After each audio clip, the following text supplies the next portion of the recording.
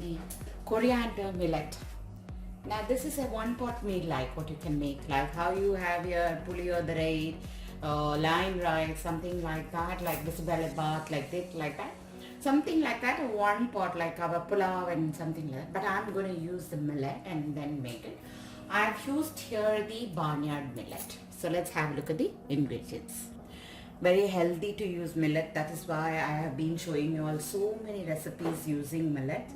Try incorporating into your diet. It's so good for your health. I have taken 1/3 cup. 1/3 cup of the barnyard millet. So I have added enough water. First I washed it very well. Then I have added enough water for that to get soaked. So this water you cannot throw. So first what we're going to make is the millet we have to cook. So what I'm going to do is I'm going to measure this water up and allow it to boil. Okay, I will tell you the measurement now in a 1, 2,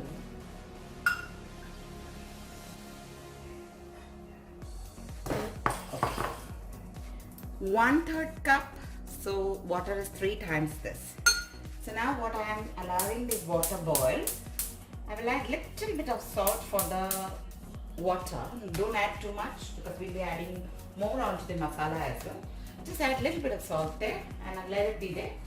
So once the water boils, we will add the millet there and I'll show you how I am cooking the millet also. So let it boil now. I'm allowing it to boil.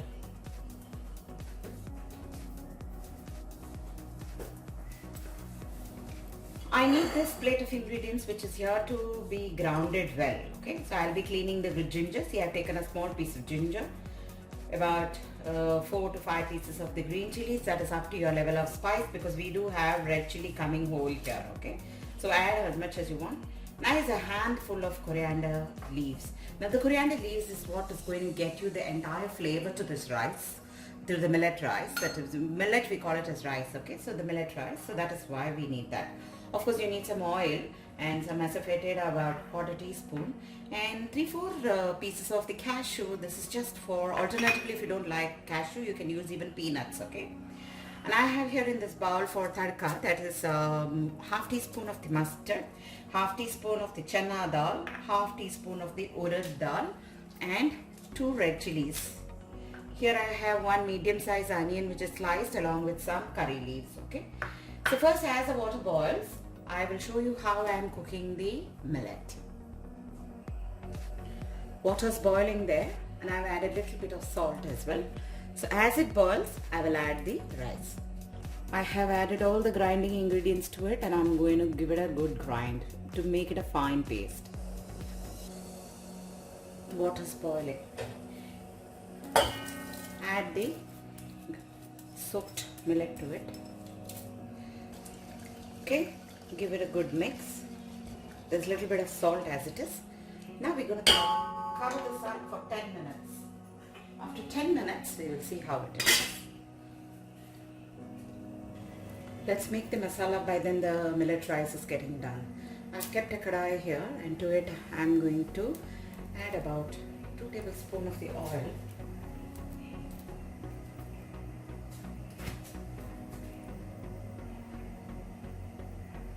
When the oil gets heated, we will add in all the mustard, all those ingredients. You can alternatively put some little bit of ghee also and make this absolutely no issue. Dunk in all the ingredients.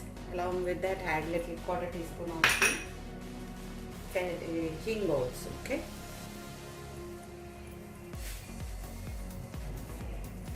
As they splutter and cashew gets color, we will add the onion. Time to add in the onion.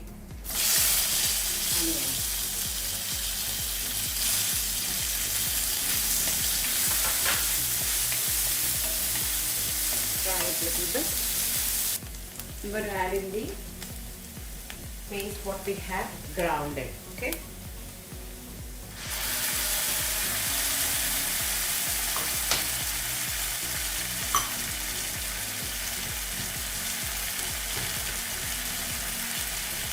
I'm going to clean the mixing jar also and add up it so that the masala is all good. Just in case you have over soaked the water in the millet, and you don't have to throw that water, you just keep that water and you can use it for grinding this masala, everything. Now allow this masala get cooked well. Meanwhile, I want to show you how the millet rice is getting cooked. See, almost done. Like little more water to go. Once the water evaporates, and it will be 10 minutes, and then put your stove on flame. Cook till the millet is cooked. The rice is cooked 10 minutes. I've off the flame now. Masala has nicely got mixed with the onion here. You can see all the raw smell is gone. I've left the millet rice open so that it gets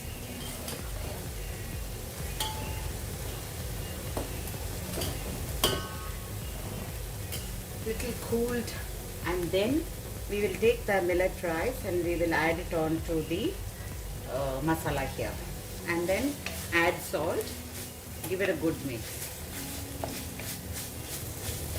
Keep in mind, we've already added little salt into the millet while cooking, so you can just see and adjust the salt here how much ever you like. People who don't like tamarind to grind it, you can add some lime juice in the end. Okay, so I have got the millet here. Mix it well. It is very hot, that's why you feel that sticky like. It will let it little dry well. Leave it open. Add little bit of salt as much as you need for this. Then you can mix it well and off the flame also.